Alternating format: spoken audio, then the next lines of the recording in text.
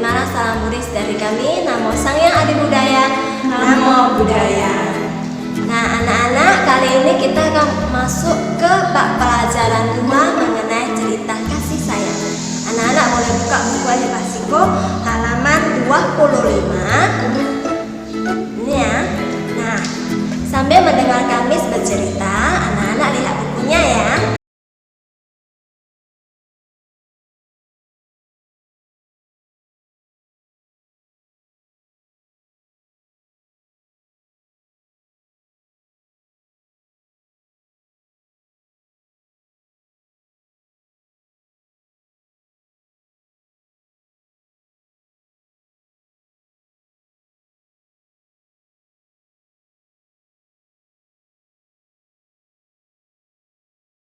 Nama Garagata Arahang Sama Sambuddho Bhagawa Buddhang Bhagawantang Abhiwademi Swakato Bhagawata Dhammo Dhammang Namasami Supatipanno Bhagavato Sawaka Sangho Sanghang Namami. Sabe sata bhavantu sukhitata. Semoga semua makhluk hidup berbahagia. Sadu, sadu, sadu. Nah, murid-murid, sekarang saatnya kita duduk hening sebelum memulai pelajaran ya. Yuk semua duduk dengan tenang, tangan berada di atas pangkuan, matanya dipejamkan, kemudian badannya tegak. Nah, ikutin kata-kata Miss ya. Yuk semua tarik nafasnya secara perlahan, kemudian keluarkan dari mulutnya secara perlahan. Tarik lagi nafasnya, hembuskan. Tarik nafasnya, hembuskan lagi secara perlahan. Nah, fokuskan pikirannya sambil terus menarik nafas dan mengeluarkan nafas. Fokuskan pikirannya. Oke, kita akan memulai pelajaran agama Buddha hari ini. Nah, anak-anak, matanya boleh dibuka kembali. Nah, di sebuah pohon yang rindang tinggallah keluarga burung pipit. Keluarga burung pipit ini terdiri dari ayah, ibu, dan 3 anak-anak pipit. Ayah pipit bekerja mencari makan dari pagi hingga malam. Nah, kalau panas matahari, papa burung pipit ini juga terbang mencari makanan. Jika hujan lebat, papa burung pipit juga kehujanan mencari makan demi anak-anaknya. Nah, anak-anaknya ini tinggal di dalam sarang di sebuah pohon. Anak-anaknya ini tidak pernah bertengkar, tidak pernah berebutan makanan. Mereka sayang kepada orang tua, mama dan papa burung pipit. Nah, sedangkan mamanya melindungi anak-anaknya dari hewan yang lain. Nah, jika hujan lebat, mama burung pipit memakai sayapnya untuk menutupi anak-anaknya sehingga anak-anaknya ini tidak kehujanan.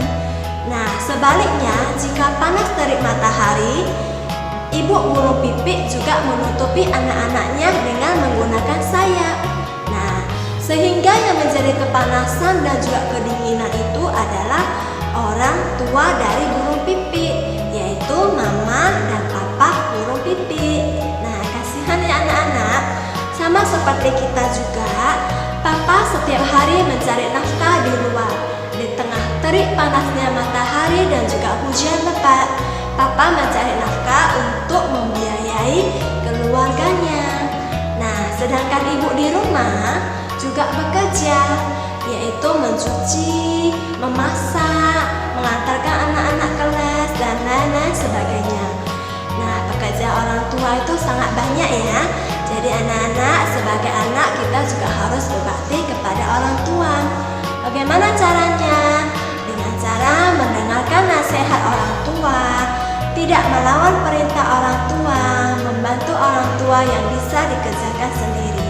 Contohnya, ketika kita sudah selesai makan, nah piring yang sudah kita makan itu kita bisa cuci sendiri, atau kita masukkan ke dalam dapur untuk dibersihkan dengan sabun pembersih.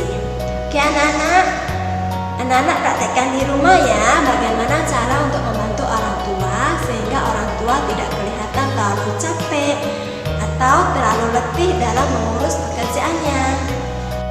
Nah, tadi kita sudah mendengarkan cerita dari Miss Erni.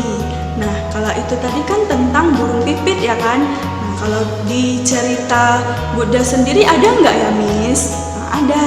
Buddha juga sayang sama keluarganya.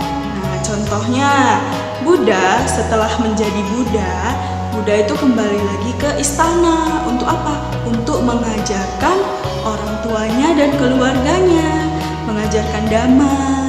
Nah, di sini Buddha mengajarkan Dhamma kepada orang tua dan saudara-saudaranya.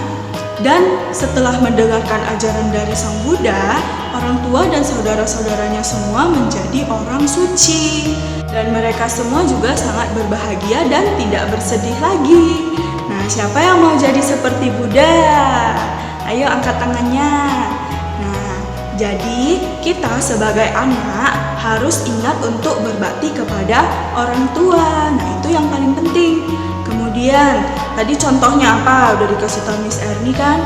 Kalau habis makan, kalau bisa cuci piring, kita cuci piring sendiri. Kalau belum bisa cuci piring, belajar. Nah, belajar untuk cuci piring sendiri supaya orang tuanya juga tidak repot. Kemudian, anak-anak pasti berpikir, kita kan masih kecil Miss, masih anak-anak, kayak mana mau balas jasa orang tua Miss? Nah, caranya bisa dari hal-hal yang kecil tadi. Kita beresin rumah, bantu mama, bantu papa. Nah, itu bisa. Beresin rumah seperti apa? Misalnya kamu bisa menyapu, kamu sapu, bantuin mamanya. Kemudian yang tadi cuci piring, kemudian jaga adik. Terus apalagi tidak merepotkan orang tua. Kemudian kalau kamu sudah dewasa nanti, kamu juga bisa membalas jasa-jasa orang tuamu.